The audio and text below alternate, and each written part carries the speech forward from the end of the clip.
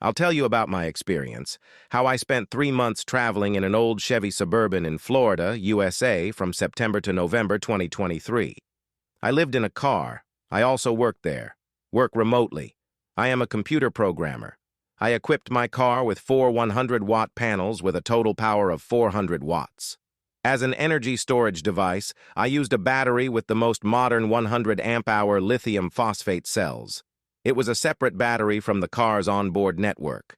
I put together a custom station with a battery, controller, fuses, car sockets, and USB ports. The solar panels generated electricity, which charged my station through the solar controller. The main consumers were a laptop, 2 cell phones, a 5G modem, a video surveillance system, an air purifier, a household tile that I used as a cabin heater, and a heated blanket. I also occasionally powered a car tire inflator from the battery, charged a drill and batteries for power tools, and even a small vacuum cleaner. Charging the laptop at peak power consumed up to 9 amperes. The laptop charges in an hour. Charging one of the phonies consumed about 6 amperes, the second 2 amperes. Their charging time is also about an hour. The 5G modem also had its own battery, but was constantly being charged, and the consumption was approximately 1 ampere. The surveillance recording system was running constantly and consumed half an amp. The cameras simply ran on batteries, and I don't take them into account. The air purifier used between half an amp and 1.5 amps. Most often it worked in minimum mode, but sometimes I turned it on at full power. He mainly worked at night. The household tile had a resistance of 13 ohms, and at 13 volts it essentially drew 1 amp. I turned it on only at night to heat the interior, so as not to heat it up with the engine running. The engine on the Suburban is large and eats a lot, so I tried not to start it when there is no particular need.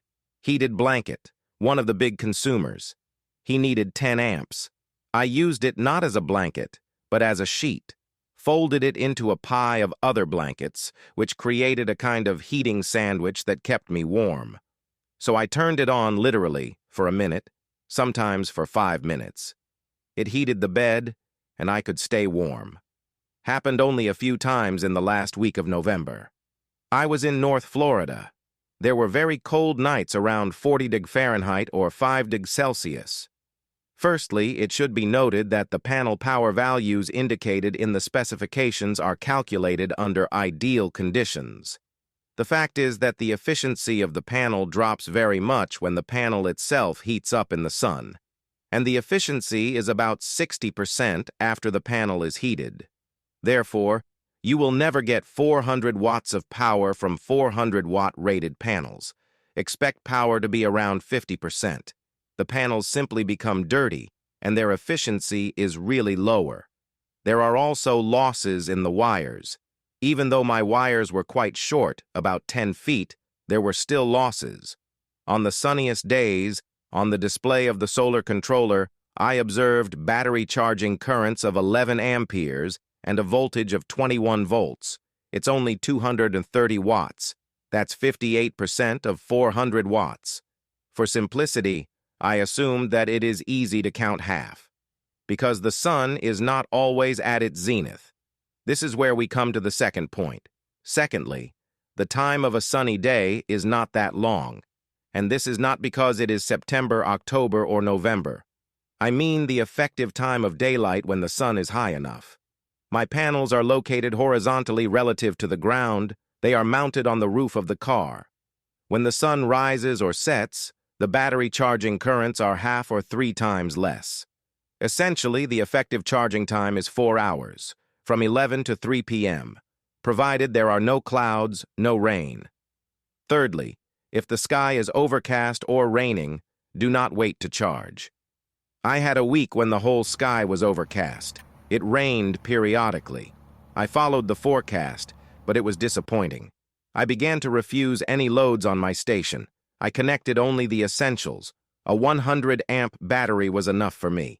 But I discharged it to 40%, and this is in special saving mode. Perhaps in such a case it would not be superfluous to have a station with a battery of 200 ampere-hour or more capacious, so as not to deny yourself anything. Of course, I did not have heavy artillery in my arsenal, such as car refrigerators or heating kettles for boiling water. But despite this, the system coped with the task that I assigned to it. It provided me with autonomy, communication, security, and even warmth. A sudden transmission failure, and then the onset of night frosts, forced me to end the trip in the city of Gainesville. I could still get around the city, but I couldn't travel far to move further south to Miami, where the temperatures were warmer. It was a wonderful 3 months. I've traveled halfway through amazing Florida. I visited big and small cities, countryside, and national parks, met many interesting people, gained practical experience in using solar energy. Solar energy is a cool thing, but we must understand that it also has its own limits, and it will not replace everything for you. We must treat this technology as a good addition to existing sources.